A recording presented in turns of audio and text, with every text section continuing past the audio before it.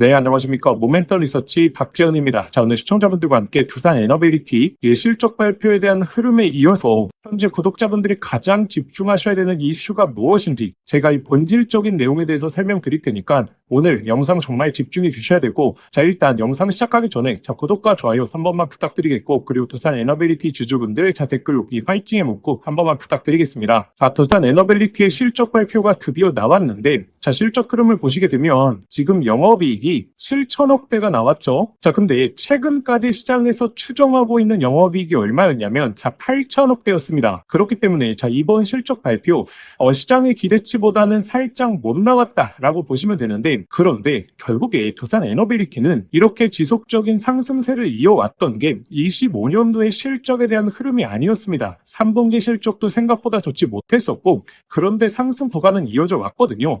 그러면 결국에 외국인 기관들이 보고 있는 것은 이 미래의 실적이라는 거고, 그래서 이번에 실적 발표 이후에 더욱더 중요한 게 26년, 27년의 실적에 대한 추세입니다. 왜냐하면 26년도에 있어서의 실적 데이터를 바탕으로 밸류에이션을 비교해 봤을 때 글로벌 기업들에 비해서 두산 에너빌리티가 사실상 고평가되어 있거든요. 그러면 현재 주가 레벨에서 두산 에너빌리티가 다시 한번 강한 상승을 펼쳐주기 위해서는 두 가지 요건이 나와야 됩니다. 일단 첫 번째, 26년도에 있어서 실적에 대한 추정치가 올라가게 되면서, 그렇게 되면 자연스럽게 밸류는 내려가게 되니까 주가 역시 강한 상승에 대한 흐름이 잡히겠죠. 그리고 두 번째가 26년도에 있어서 수주입니다. 왜냐하면 26년도에 있어서 수주에서 좋은 흐름을 보여주게 된다면 27년 이후의 실적에 대한 데이터가 올라가게 되면서 이는 미래의 실적을 땡겨올 수 있는 굉장히 좋은 모멘텀이 되다 보니까 주가가 강한 상승에 대한 흐름으로 갈 가능성이 높다.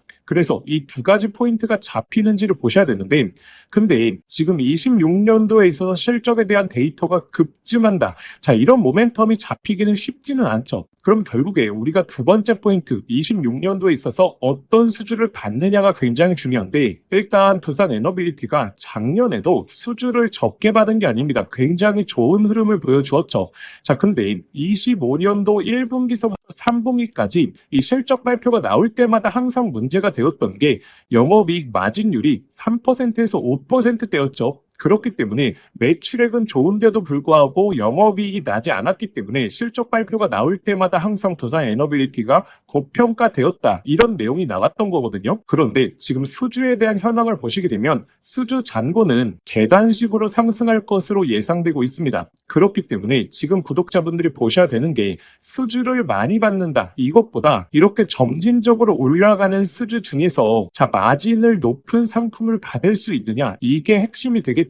마진율이 많이 남는 상품을 받을수록 두산 에너빌리티에 대한 실적에 대한 추정치가 올라가게 되면서 이는 주가 상승에 있어서 가장 큰 탄력이 된다. 이 부분을 기억하셔야 되고, 그런데 26년도 기점으로 두산 에너빌리티의 급변하는 수주 흐름이 있거든요. 바로 26년도부터 34년까지 대형 원전과 더불어서 바로 SMR이라는 정말 강력한 모멘텀이 이제 잡히기 시작한다는 거죠. 근데 두산 에너빌리티의 SMR에 대한 수주가 26년부터 스타트가 될 거라는 부분은 저희 구독자분들도 많이 들어본 내용이지 않습니까? 그래서 이미 시장에서도 26년 1분기를 기점으로 뉴스케일 파워사의 기자재 수주를 스타트로 해서 본격적인 수주가 나올 것으로 기대하고 있는데, 이제 구독자분들이 보셔야 되는 게 단순히 SMR에 대한 수주가 나온다라고 하는 게 아니라 여기서 어느 정도 금액으로 계약을 체결하느냐, 그리고 어느 정도 마진이 남느냐에 따라서 주가 레벨이 달라질 수 있다. 현재 시장에서 기대하고 있는 금액은 기자재다 보니까 12기당 1조 원 수준의 금액을 기대하고 있거든요. 그리고 여기서 떨어지는 마진율을 한 10% 초반 정도로 보고 있습니다. 근데 SMR에 대한 기자재 수주가 딱 나왔는데 금액도 훨씬 더 높고 마진율도 굉장히 높다라고 하게 된다면 어떻게 되겠죠? 앞으로의 실적에 대한 데이터가 전면적으로 수정되면서 상향될 거기 때문에 주가에 대한 레벨은 강하게 나올 가능성이 높다. 근데 만약에 생각보다 이 금액대로 안 나오거나 마진율도 적게 나온다 라고 하게 됐을 때는 오히려 기대감으로 올라갔다가 주가가 다시 한번 하락할 가능성이 굉장히 높겠죠. 그렇기 때문에 지금 구독자분들이 보셔야 되는 건 어느 정도 금액으로 어느 정도 마진으로 계약을 체결할 수 있느냐, 이게 가장 중요한 포인트라는 거고, 그리고 내일 가장 주목을 하셔야 되거든요. 왜냐하면 지금 두산 에너빌리티가 오늘 실적 발표를 하고 내일 이 IR을 개최를 합니다. 자, 여기서 25년의 경영 실적에 대해서 그리고 사업에 대한 전망 등 전반적인 설명과 Q&A를 하는데, 이 컨퍼런스 콜이 굉장히 중요한 이유가 무엇이냐면, 자, 작년 3분기 컨퍼런스 콜에서 굉장히 중요한 내용이 나오게 되면서 우리가 앞으로의 이슈를 예측해 볼 수 있었거든요. 작년 컨퍼런스 콜에서 SMR에 대한 캡타 준비 중이다라는 발언이 나오고 나서 그 다음에 이 창원 공장 설립에 대한 이슈가 나왔죠. 그리고 두 번째, 제작 기간에 대한 축소, 총 17개월에서 3개월까지 단축한다라는 내용이 나왔기 때문에, 자, 이번 1분기부터 SMR에 대한 발주가 가능할 것이다라는 추정치까지 나오게 된 거거든요. 그렇기 때문에 아마 이번에 컨퍼런스 콜에서는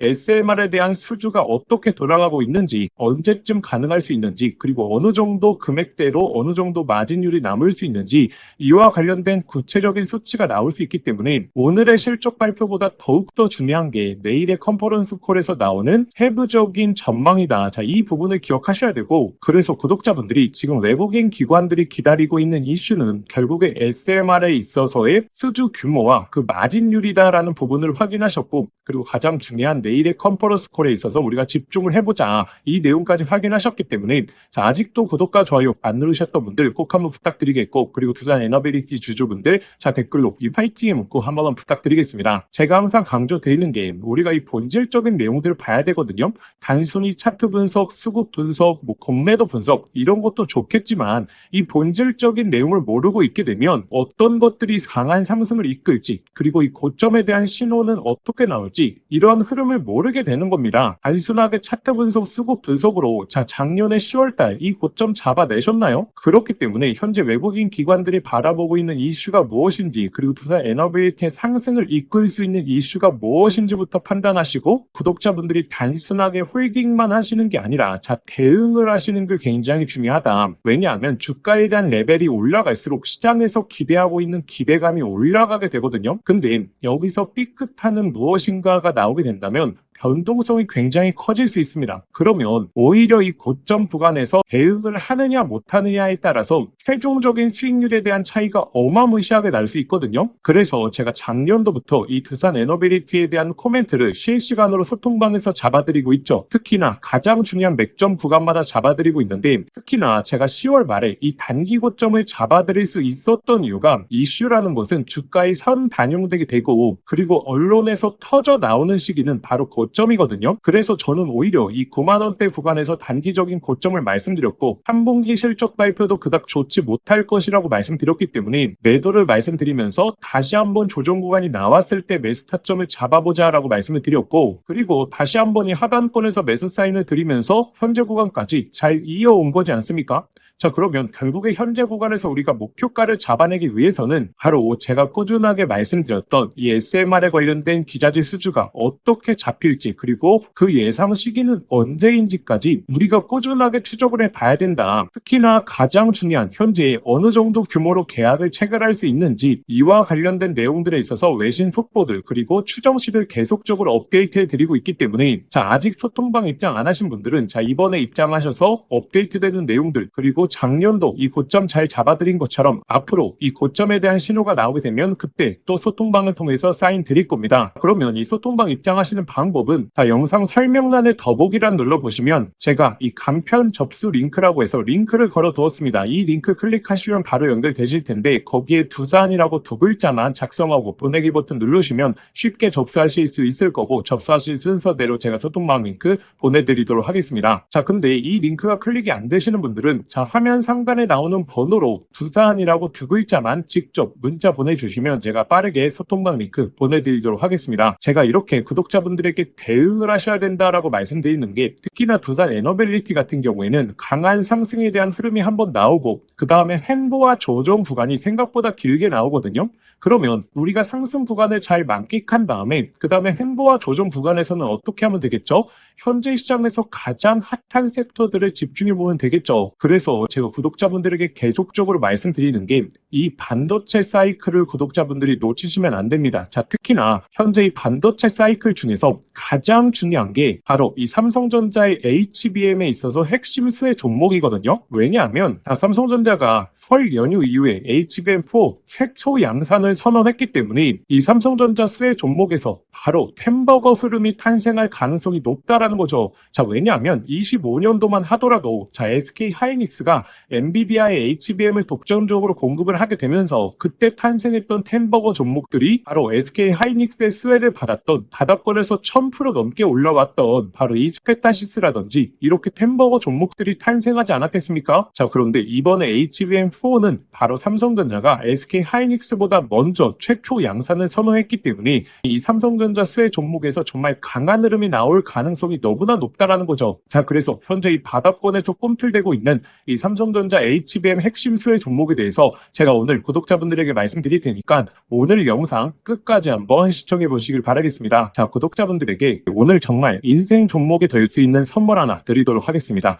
자, 여러분들도 아시죠? AI 시대가 오면서 시대가 바뀔 때마다 인생을 바꿀 수 있는 종목은 반드시 등장을 하게 됩니다. 자, 단타 스윙으로 하루 종일 차트 붙들고 고생할 필요가 없이 수백, 수천 프로의 수익을 낼 수 있는 단 한 가지 종목만 들고 있어도 인생은 바뀔 수 있다는 거죠. 자, 그래서 제가 오늘 앞으로 10배 이상 올라갈 수 있는 이 햄버거 후보 종목에 대해서 말씀드리겠습니다. 영상 끝까지 시청하시면 이거구나 직감을 하실 겁니다. 자, 지금 엔비디아 GPU가 세상을 바꿔놓고 있죠. 그리고 이 구글의 TPU라든지 AI 시장에서의 변화들도 포착이 되고 있습니다. 그런데 여기에 들어가는 핵심 부품 바로 이 HBM이죠. 지금까지는 SK 하이닉스가 사실상 독점이었습니다. 자, 그래서 SK 하이닉스 관련된 한미반도체 1500%, 이스페타시스 1300%, 제주반도체 1000% 이처럼 SK 하이닉스 관련된 햄버거 종목들이 탄생했습니다. 자, 그럼 이제 HBM4 시대에는 어떤 종목에서 햄버거가 나올까요? 자, 정답은 명확합니다. 바로 이 삼성전자 HBM4 협력사, 그 중에서도 패키징 기술력을 가진 최대 협력사에서 탄생을 할 것입니다. 자, 왜냐하면 삼성전자가 드디어 엔비디아 컬 테스트를 통과했고 HBM4 납품이 초읽기 상태입니다. 자, 그리고 HBM4에서 가장 중요한 기술은